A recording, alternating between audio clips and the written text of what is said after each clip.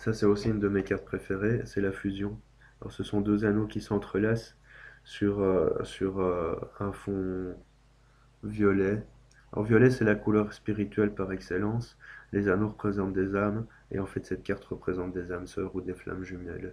Donc, quand cette carte sort dans un tirage sentimental, une chose est claire, il y a mariage. Alors, en plus, si la carte 12, le sceau, sort pas loin, il y a vraiment un mariage, parce que le sceau, ça exprime le mariage. Donc, cette carte traduit un mariage, une union magnifique. En fait, c'est magnifique, parce que les âmes se rencontrent. C'est pas parce que c'est magnifique que c'est gai à vivre, parce qu'il y a toujours des choses à travailler, et même si la relation semble idéale, il y a quelque chose à travailler derrière. Alors, le fusion, c'est toutes les associations, les contrats.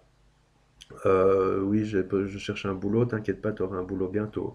Oui, je voudrais m'associer, oh ben tu vas bientôt trouver. Oui, je voudrais acheter une maison, oui, ben normalement ça devrait pouvoir se faire. Donc ça c'est vraiment ce qu'exprime la carte de la fusion. Euh, mais ce qu'elle exprime au-delà de tout, c'est la fusion avec soi-même. Alors là, je vais de nouveau être très clair et je peux me répéter parce qu'il y en a beaucoup qui l'expriment dans ce jeu, surtout les dernières cartes. La fusion avec soi-même, on est qui on est et on est tel qu'on est. Et tant qu'on ne sera pas vrai, on ne sera pas juste. Et être vrai, ce n'est pas forcément faire du mal aux autres. Être vrai, c'est affirmer qui on est, affirmer son comportement, son caractère, faire des choses qui ne sont que juste pour nous, même si parfois on peut faire des concessions. Mais à partir du moment où on fait une concession par plaisir, c'est juste pour nous. Si on la fait par obligation, ça ne l'est plus. Et c'est tout ça qu'exprime cette carte de la fusion. Être en phase avec soi-même, être sur son axe, être aligné, être équilibré, être sur son chemin. Tout ce que vous voulez, vous pouvez le dire comme vous voulez. C'est ce qu'exprime cette carte au-delà de tout. Alors, au niveau terrestre, pratique et matériel, ça, toutes les associations, les belles unions, tout ce que vous voulez, mais pour moi, elle a une interprétation beaucoup plus karmique. C'est une âme dont la mission d'âme est clairement de se retrouver. Se retrouver, retrouver qui elle est, retrouver ce qu'elle aime, retrouver sa joie de vivre, son bonheur, son plaisir d'être là, de partager, de voir des gens, d'avoir des amis ou pas, enfin, de faire des choses qui sont justes pour elle. C'est une âme qui, au cours de toutes ces incarnations, s'est perdue finalement. Et dans la mission de vie, dans cette incarnation-ci, maintenant, est vraiment de se retrouver. Alors pourquoi aussi? Parce que vous avez le chiffre 55 dessus. Alors 2 fois 5, ça fait le changement qui est vachement amplifié parce que ben, il y en a deux, 2 fois 5, et ça donne un puisque 1, 5 plus 5, ça fait 10, ça fait 1 plus 0, ça fait 1. Et c'est son indépendance. Le 1, c'est l'indépendance, c'est la renaissance à qui on est. C'est un nouveau départ par rapport à qui on est vraiment. Donc cette carte va exprimer tout ça dans un tirage. Pour moi, il n'y a aucune autre signification, sauf si la question est bassement terrestre. Est-ce que je vais avoir un nouveau travail? Oui, tu l'auras, clairement. Après, les autres cartes diront quoi, comment, pourquoi.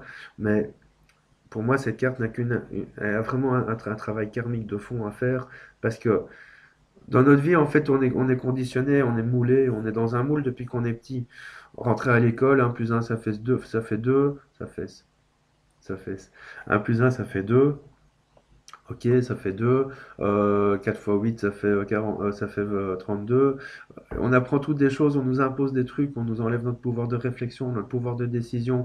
Et en fait, c'est cette carte qui va nous dire maintenant, il est peut-être temps que tu reprennes le pouvoir sur qui tu es. Tu es le maître de toi-même, tu es ton propre patron.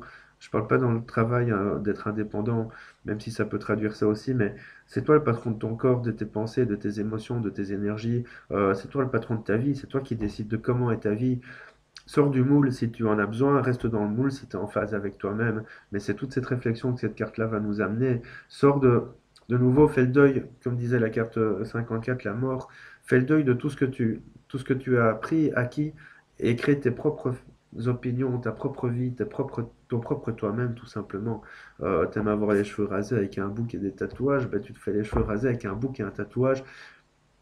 On s'en fout, les gens ils te jugent, mais c'est leur conscience, c'est pas la tienne. Si toi t'es en phase avec ça, après te fais pas un tatouage sur le front non plus en disant je vous emmerde, parce que ça c'est pas réglo non plus. Il faut respecter l'autre à travers ça aussi, hein, attention, hein, parce que on est dans des relations d'âme, on est dans des relations physiques et matérielles. Si on respecte pas l'autre, là il y a un problème et on est peut-être en phase avec nous-mêmes, mais on tombe dans des excès qui sont complètement négatifs pour notre vie sociale. Voilà, mais c'est vraiment ce que cette carte nous amène à penser. À bientôt pour la 56 avant-dernière carte du jeu.